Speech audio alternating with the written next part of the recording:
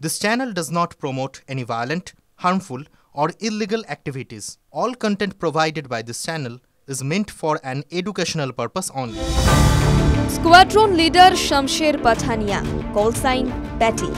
বলি অভিনেতা ঋতিক রোশনের ফাইটার সিনেমার দৌলতে এই কথাগুলির সঙ্গে অনেকেই পরিচিত আমরা। স্কোয়াড্রন লিডার মানে ভারতীয় এয়ারফোর্সের একটি সাম্মানিক পদ। কারা হয় স্কোয়াড্রন লিডার? কখন একজন এই পদের যোগ্য হয়ে ওঠে? কোন কোন দায়িত্ব পালন করতে হয় তাদের? রইল বিস্তারিত। স্কোয়াড্রন লিডার হলো ভারতীয় বিমান বাহিনী, রয়্যাল এয়ারফোর্স সহ বিভিন্ন দেশের বিমান বাহিনীতে থাকা একটি গুরুত্বপূর্ণ মধ্যম স্তরের অফিসার পদ। এটি একটি মিড লেভেল অফিসার পদ যা স্থল বাহিনীর মেজর এবং নৌবাহিনীর লেফটেন্যান্ট কমান্ডার র্যাঙ্কের সমতুল্য বলা যেতে পারে। ভারতীয় প্রেক্ষাপটে স্কোয়াড্রন লিডার হলো একটি সম্মানজনক পদ যা দক্ষতা, নেতৃত্বের গুণাবলী এবং অভিজ্ঞতার স্বীকৃতি স্বরূপ প্রদান করা হয়। স্কোয়াড্রন লিডারের মূল দায়িত্ব একটি স্কোয়াড্রন বা ইউনিটকে নেতৃত্ব প্রদান করা। স্কোয়াড্রন বলতে সাধারণত একটি যুদ্ধ বিমান বা একটি নির্দিষ্ট সংখ্যক কর্মী নিয়ে গঠিত দলকে বোঝানো হয়। তাদের নেতাকে বলে স্কোয়াড্রন লিডার।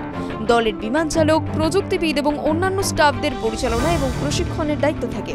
সঠিক ও কার্যকর অপারেশন নিশ্চিত করতে স্কোয়াড্রন লিডার ভূমিকা রাখেন।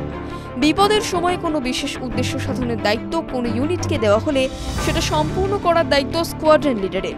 অপারেশনাল মিশনগুলির পরিকল্পনা করা এবং সফল বাস্তবায়নের নেতৃত্ব প্রদান করা স্কোয়াড্রন লিডারদের দক্ষতার মধ্যে পড়ে।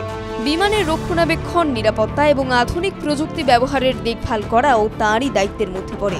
ইউনিটের প্রশাসনিক কাজকর্ম, বাজেট ব্যবস্থাপনা এবং কর্মীদের নিয়মানুবর্তিতার মধ্যে রাখাটাও তার দায়িত্ব।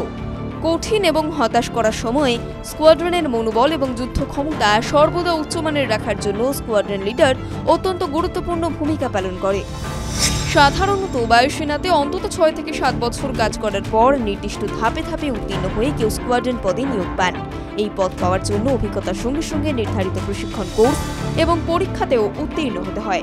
সামরিক নেতৃত্ব, অপারেশনাল দক্ষতা এবং শৃঙ্খলার উচ্চ মানদণ্ড বজায় রাখতে হয়। মনে রাখবেন, স্কোয়াড্রন লিডার কেবল একজন বিমান চালক বা কর্মকর্তা নন, বরং তিনি সামগ্রিক ইউনিটের পথপ্রদর্শক, বলা ভালো চালিকা শক্তিও। যুদ্ধ পরিস্থিতিতে তাৎক্ষণিক সিদ্ধান্ত গ্রহণ, স্ট্র্যাটেজিক মুভমেন্ট এবং সেনাদের নিরাপদে পরিচালনার জন্য এই পদের গুরুত্ব অপরিসীম। বিশেষ করে সামরিক অপারেশন এবং জাতীয় নিরাপত্তায় স্কোয়াড্রন লিডারদের অবদান অনস্বীকার্য।